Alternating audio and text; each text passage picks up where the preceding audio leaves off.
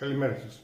Σήμερα θα μιλήσουμε για την τοπική λιπόλυση, δηλαδή για την τρόπο αντιμετώπισης του τοπικού λίπους.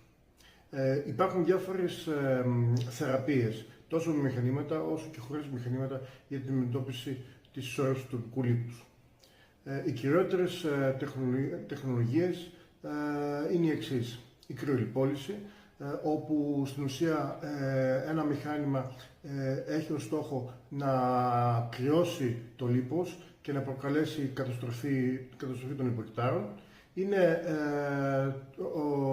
υπέροχος, χαμηλής ισχύως και υψηλής ζυζανιότητας, ο οποίος διασπά τα λιποκύτταρα, γίνονται με μηχανήματα υπερήχου, διασπούνται τα λιποκύτταρα και στη συνέχεια αυτά αποβάλλεται το περιττό λίπος από την κυκλοφορία.